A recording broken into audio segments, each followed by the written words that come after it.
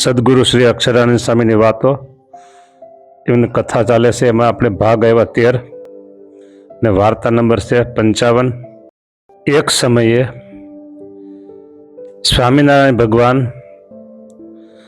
અક્ષર ઓરડીમાં વિરાજમાન હતા અને દાદા ખાચર ક્યાંક ગામ ગયા હતા. તે સમયે દાદા ખાચર ઉપર ભાવનગરથી હલ્લા આવી. હલ્લા શું છે? બલ્લા, એ કંઈ ખબર નથી, પણ આગળ વાંચો એટલે ખબર પડી જાય. નહીં ખબર પડે તો આ સેવક સમજાવશે. ભાવનગરથી હલ્લા આવી. તે જોઈ સુરબાઈ મહારાજ પાસે અક્ષરડીમાં ગયા અને મહારાજને કહ્યું છે, મહારાજ દાદો ઘરે નહીં અને દરબાર ઉપર હલ્લા આવી છે. મહારાજ કહે, સુરબાઈ કાંઈ ફિકર કરશો નહીં, હું એકલો હજારો જણાનો નાશ કરીશ. અરે વાહ પ્રભુ વાહ, તમે કરી તમારી પ્રભુતા બતાવ્યું હો તમે. હા, ફિકર કરો માં, હું એકલો હજારો જણાનો નાશ કરીશ. એ સાંભળી સુરબાઈ દરબારમાં આવ્યા અને મહારાજ અક્ષરવડીમાંથી બખ્તર પહેરી દરબારમાં આવ્યા. હા, બખ્તર એકદમ ગોળ કડી, પાતળા વાળાની કડિયું જોઈન્ટ હોય, નેટ કેમ હોય એવી રીતે. એ આમ આગલા ભાગમાં પહેલી એટલે સામે ગોળી આવે તો ગોળી અસર ના કરે. એટલે મહારાજ બખ્તર પહેરી અને આવ્યા. બરાબર. અને મહારાજ અક્ષરવડીમાંથી બખ્તર પહેરીને દરબારમાં આવ્યા અને હાથમાં ઢાલ તથા તલવાર ધારણ કરી. ઢાલ એટલા માટે રાખે કે સામે ગોળી આવે તો ગોળી છાતીમાં ન વાગે. આમ તેમ રાખે, મોઢા આડે રાખે, છાતી આડે રાખે. અને બીજા હાથે તલવાર વીંજતા હોય. સમજા? એટલે એક હાથમાં તલવાર વીંજે અને જમણા હાથે તલવાર વીંજવાની હોય અને ડાબા હાથે ઢાલ પકડી હોય. હા, ખબર પડે કે ગોળી આમ આવે છે, કેમ આવે છે, છાતીમાં આગળ આવે તો ફટ ઢાલ એમ રાખી દે. ઢાલ તલવાર ગોળીને ઝીલી લે. ઢાલ તલવાર ધારણ કરી અને આવીને મહારાજે સુરબાઈને બોલાવ્યા. મહારાજ શ્રી કહે, સુરબાઈ. તે સાંભળી સુરબાઈએ મહારાજ સામું જોયું ને બોલ્યા છે, મહારાજ આ શું કર્યું? તે તમે કીધું હતું ને, આ શું કર્યું? જે તમે કીધું એ કર્યું. મહારાજ કહે, તમે કહેતા હતા ને દાદો ઘરે નથી. તે સાંભળી દાદા ખાચરના ફઈ સોમાબાઈ હતા, તેણે પોતાને ઓઢવાનું વસ્ત્ર કેળે બાંધ્યું. જોયા જેવી થાય. સોમાબાઈ ફઈ તેણે પોતાને ઓઢવાનું વસ્ત્ર કેળે બાંધ્યું અને હાથમાં હામેલું લીધું, આ સ્ત્રીઓનું મોટું હથિયાર, અને માથાના કેસ છૂટા મૂક્યા. ખરેખરું રૂપ ધારણ કર્યું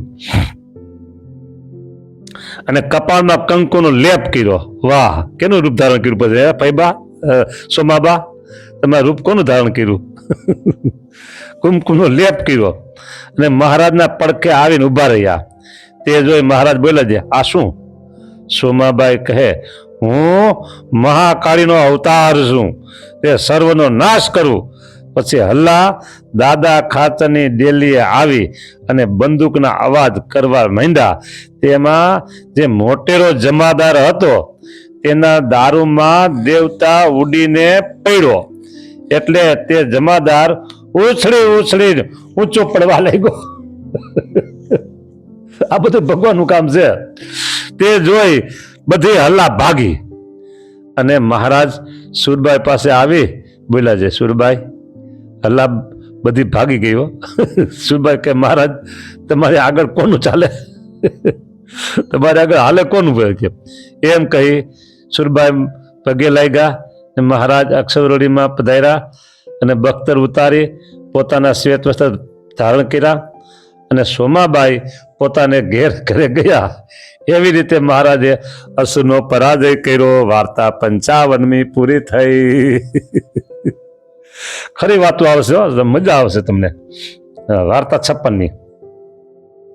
એક વખત મહારાજ લક્ષ્મી વાડીએ પધાર્યા હતા અને ત્યાં વાડીમાં વંતાક બહુ જ સારા થયા હતા. વંતાક એટલે રીંગણા. તે 2 વંતાક લાવી વાડીના રખવાડે મહારાજ પાસે મૂક્યા. લક્ષ્મી વાડીમાં રીંગણા ખરેખરા થયા એટલે વાડીનો જે રખેવાડ હતો એને 2 રીંગણા તોડી અને સવારમાં મહારાજ મેં દર્શન કરાવે છે, મહારાજ આગળ મૂક્યા. ત્યારે મહારાજ વંતાક જોઈને બહુ જ રાજી થયા. પછી મહારાજ કહે, આ 2 વંતાક કોઈ દરબારમાં પહોંચાડે અને અમે આવીએ ત્યાં થાળ તૈયાર થાય. પછી બેચર ચાવડો કહે, લાવો મહારાજ હું જાઉં. પછી વંતાક લઈ બેચર ચાવડો દરબારમાં આવ્યા અને મોટી બાને કહ્યું છે, આ 2 વંતાકનો ઓળો કરો અને મહારાજ પધારે ત્યાં સુધીમાં થાળ તૈયાર કરો. પછી મોટી બાઈએ વંતાકનો ઓળો કરી બાજરીનો રોટલો સારો કરી અંદર ઘી ભર્યું. પછી મહારાજ વાડીએથી દરબારમાં પધાર્યા અને થાળ જમીન બહુ રાજી થયા. વાહ પ્રભુ વાહ, તમારી પ્રભુતા, તમારો રાજીપો રીંગણામાં રાજી થઈ ગયા. વાર્તા 56 પૂરી થઈ. 57મી. દાદા બાપુને પરણાવવા માટે મહારાજે જાન જોડાવી અને નાગાજણ રાવણ કીર્તન બોલવા માંડ્યો છે. નારી પીચાશા વાકી મત કરો આશા, નારી પીચાશા વાકી મત કરો આશા, બડે બડે કુબી ગોયાવે, નારી પીચાશા વાકી મત કરો આશા. સમજી લો, હમ નારી બડે બડે કુબી બિગોયા. તે સાંભળી મહારાજ બોલ્યા છે, મારા મૂર્ખ, તુને આજ કીર્તન આવડે છે? એ બીજા આવડે છે? મેં માન દાદાને સમજાવીને ગાડીમાં બેસાડ્યો અને તે આ કીર્તન આદરા. મહારાજ કહે, અત્યારે તું સીધું રાગમાં બોલ. પછી તે બીજા કીર્તન રસિક બોલવા માંડ્યો. ત્યારે મહારાજે સુરબાઈને કહ્યું છે, કેમ સુરબાઈ તમે રાજી થયા? સુરબાઈ કે, મહારાજ મારો દાદો પ્રથમ પૈણ્યો ત્યારે આખું ગામ જમાડ્યું હતું અને આમ મારો દાદો છાનો માનો ન પરણે. પછી મહારાજે લખવું કંદોઈ વગેરે કંદોઈને બોલાવ્યા અને શીરો તથા ગાંઠિયા કરાવી આખા ગામને જમાડ્યું અને મહારાજ જાન વડાવીને પાછળ માલપરા ગામે ભેગા થયા. લ્યો, હવે આમાં પેલું જે કીર્તન બોલ્યા ને, નારી પિશાચા છે, વાકી મત કરો આશા, એની કોઈ આશા રાખો માં. હા, બડે બડે કુબી ગોયા, મોટા મોટા બગાડી નાખ્યા છે. એટલે દાદા ખાતું માન પૈણવા તૈયાર થતા ને પછી તમે આવો નારી નિંદાના કીર્તન બોલો તો દાદા પછી ભાગે જ ને. એટલે મહારાજે કીધું, મારા આવા જ કીર્તન આવડે છે કે માન એને સમજાવીને ગાડીમાં બેસાડ્યો છે. મારા મૂર્ખ. વાર્તા 57 પૂરી થઈ. 58માં મહારાજ થાળ જમતા હતા ને સુકાનંદ સ્વામી આવ્યા. પછી મહારાજ થાળ જમીન બોલ્યા છે, લ્યો સુકમુનિ થાળ. તે વખતે મૂળજી બ્રહ્મચારી મહારાજ પાસે બેઠા હતા. તે સુકમુનિ થાળની પ્રસાદી લેવા ગયા એટલે બ્રહ્મચારીએ મહારાજે કીધું અને સુકમુનિ થાળ લેવા જાય પ્રસાદી. એમાં સુકમુનિ શું વાક કે તો બ્રહ્મચારીએ આંખું તાણી. ત્યારે સુકમુનિ છેટે જઈને ઉભા રહ્યા. ત્યારે મહારાજ કે, સુકમુનિ થાળ લ્યો ને. પણ સુકમુનિ કઈ બોલે નહીં. પછી મહારાજે બ્રહ્મચારીને કહ્યું છે, સુકમુનિને થાળ દ્યો. ત્યારે બ્રહ્મચારી બોલ્યા છે, લ્યો કૃપાનાથ. પછી સુકમુનિ થાળની પ્રસાદી લઈ મુક્તાનંદ સ્વામી પાસે ગયા. વાર્તા 58 પૂરી. જો ભાઈ સાંભળો, આ બ્રહ્મચારીએ આંખું તાણી એ હોય નહીં, પણ એ એવું બતાવે છે આ ચરિત્ર, જો મારા અનુભવ પ્રમાણે ખોટું બિલકુલ નથી. મોટા મોટા સદગુરુઓ હોય અને એની સેવામાં નાના સંતો હોય, એ આવું જ કરે છે હાલની તકે. મોટા સદગુરુ દયાળુ હોય, બરાબર, અને ઘણી વખત દર્શનનું કરવાનું હોય, દર્શન કરવાનું. હા, ના અત્યારે સ્વામી છે ને આરામમાં છે, કે અત્યારે સ્વામી છે ને નાવા ગયા છે, અત્યારે સ્વામી છે ને મિટિંગમાં છે, અત્યારે સ્વામી છે ને થોડોક અંગત કામમાં છે. આટલા બાના હોય, કાં નાવા ગયા છે, કાં આરામમાં છે, કાં મિટિંગમાં છે, કાં કંઈક અંગત કામમાં છે, બસ. હા, એક વખત હું નામ દઉં તો તમે સદગુણ પાસે ઓળખતા હો એટલે નામ ન દેવાય. એક વખત અડધી પોણી કલાક સુધી રાહ જોઈ મેં, બરાબર. મેં કીધું હાલો હવે રીતસરની અડધી કલાક તો 35 મિનિટ તો પૂરેપૂરી રાહ જોઈ, 2-3 વખત સમાચાર મોકલા, પણ પરમ સદગુરુ બહાર ન આવ્યાથી ન જ આવ્યા. મને પણ જવાની મંજૂરી ન મળી.